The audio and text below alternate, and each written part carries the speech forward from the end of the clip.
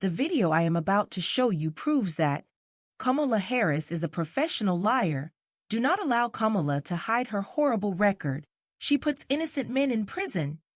She is trying to replace American citizens with illegal aliens. If she wins the election, your women and children will suffer violence and deadly sexual assault at the hands of illegal migrant gangs, which have already killed and assaulted numerous American citizens. Vote for Trump and J.D. Vance in 2024. Your life may depend on it. Thank you, and enjoy the video. Politics means compromise, sometimes to your roots, but has the first female vice president in U.S. history overshot? This is the shady side of Kamala Harris. Kamala Harris's journey to political prominence initially began after she graduated from the University of California's Hastings College of Law with a JD in 1989. She famously attended Howard University for her undergrad degree. The future vice president took her first job as a deputy district attorney in Oakland, California in 1990, serving until 1998. But Harris's career may have started in earnest when in 1994 she met the powerful California politician and San Francisco mayor Willie Brown, who was, quote, a notorious womanizer, according to the San Francisco Weekly. Harris was 29, Brown 60, and married, although according to the debunking website Snopes, he had been estranged from his wife for more than a decade. He was powerful in Bay Area politics, and the two began dating. Brown was also allegedly corrupt, his office under investigation by the FBI, and Harris eventually dumped her aging lover. Still, when she ran for district attorney in 2003, Brown put his weight behind her anyway. Harris won, but according to Politico, critics, including her opponents, were bemoaning cronyism at City Hall. Once in office, Harris threw Brown under the bus. The ambitious young politician declared her benefactor all but dead, saying, "His career is over. I will be alive and kicking for the next 40 years. I do not owe him a thing." Politico branded Harris as, quote, ruthless. Harris has been spinning a seemingly apocryphal childhood yarn for years that goes something like this. When she was a toddler in Oakland, California, she was separated from her parents at a march. Young Kamala was found, but fussing, and according to Harris's retelling in an interview with Elle, her mother asked her, "Baby, what do you want? What do you need?" And I just looked at her and I said, "Freedom." Harris told versions of this tale in her 2010 book Smart on Crime, as well as her 2019 book The Truths We Hold: An American Journey, according to the New York Post. She giggled her way through the anecdote on late-night TV with Jimmy Fallon as well. And she said, "Kamala, what do you want?" And I said, "Freedom." However, observers have pointed out a remarkable similarity to a story that Martin Luther King Jr. told Playboy during the Civil Rights era. In 1965, King recounted the story to Playboy, saying, "I will never forget a moment in Birmingham when a white policeman accosted a little Negro girl, 7 or 8 years old, who was walking in a demonstration with her mother. 'What do you want?' the policeman asked her gruffly, and the little girl looked at him straight in the eye and answered, 'Freedom.'" While the similarities in the stories can't be ignored, Snopes remains undecided on whether it's outright plagiarism, stating that Harris claims to have no direct memory of the incident, but rather has simply repeated a story told to her by her mother.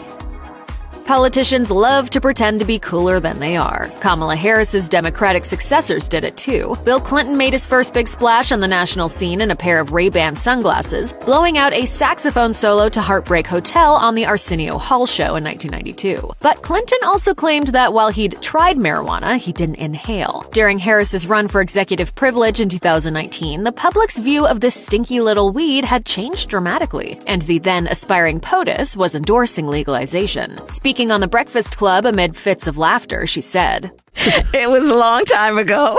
But yes. I know you have to go. They say you have to go. I just broke loose. Harris claimed her experimentation was in college, and when one of the interviewers asked her who she listened to while high, she laughed again. Definitely Snoop, Tupac, for sure. Well, not for sure. According to Newsweek, critics quickly pointed out that Harris graduated from Howard University in 1986, 5 years before either rapper released a debut album. Her defenders claimed Harris was just confused by crosstalk and was actually answering a more general question about artists she likes. Harris's opponent in the Democratic primaries, Tulsi Gabbard, had a different and perhaps more important grievance with the segment, saying that Harris jailed over 1,500 people for marijuana violations and then laughed when asked if she ever smoked.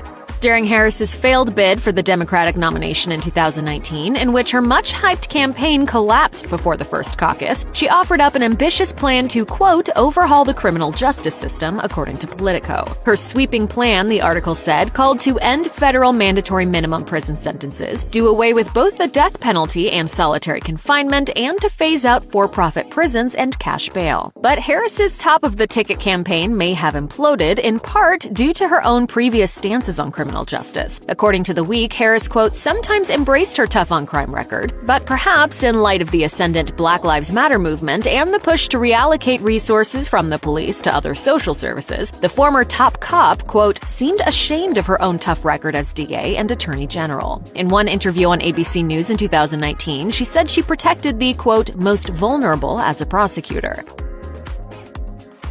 A large part of my career as a courtroom prosecutor was handling cases that affected crimes against women and children. Part of the criminal justice system Harris and activists now want changed is one that imprisons minorities at a disproportionate rate for minor drug offenses, according to a report by Human Rights Watch. But according to Mercury News, as Attorney General of California, Harris oversaw 1,900 convictions related to marijuana. She also, quote, fought to keep people in prison even after they were proved innocent, according to Vox, and further defended California's death penalty, all while refusing to look into, quote, certain police shootings. Her work as a prosecutor still haunts Harris politically, according to the Los Angeles Times. After all, no one put her in prison for smoking a joint.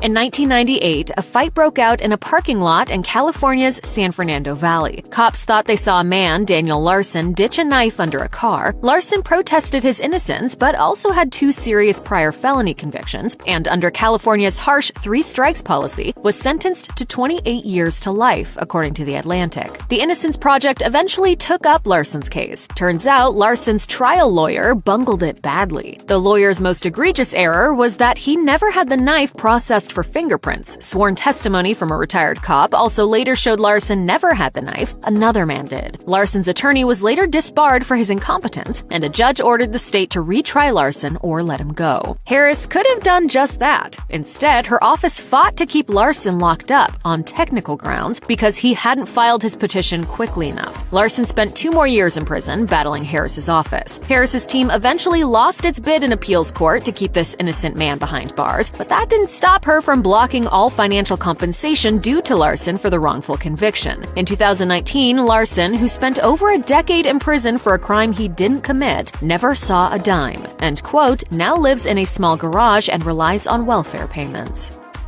Speaking of innocence, imagine being a poor family struggling with bills and truant kids in the tougher corners of sunny but expensive California. Then imagine Attorney General Kamala Harris tossing you in jail on top of it. That happened. Then she lied about doing it. In a 2010 speech, Harris talked about prosecuting parents for truancy. And I believe a child going without an education is tantamount to a crime.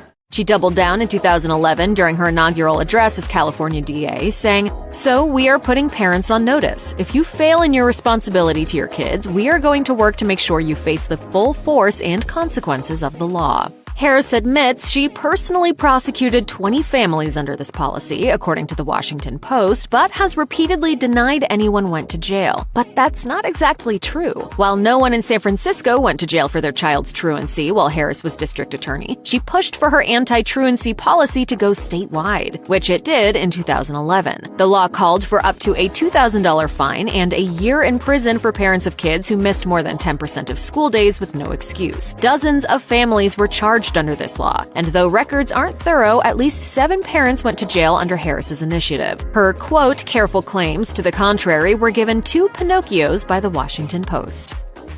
There is a deviously effective technique in the debate world called the Gish Gallop. It's when you spew so many falsehoods in such rapid succession that your interlocutor is put in the difficult position of either rebutting you endlessly or actually getting to their point. In Kamala Harris's 2020 vice presidential debate with Mike Pence, a question came on the topic of delaying Supreme Court justice nominations until after an election. Democrats favored this at the time, so Harris invented a, quote, unsubstantiated reasoning, according to factcheck.org, and ironically attributed it to Abraham Lincoln. Lincoln faced a similar nomination close to his own election, claimed Harris, adding, "But Honest Abe said it's not the right thing to do. The American people deserve to make the decision about who will be the next president of the United States." Historians told the outlet that there's speculation to Lincoln's motive, but that probably wasn't it, and there is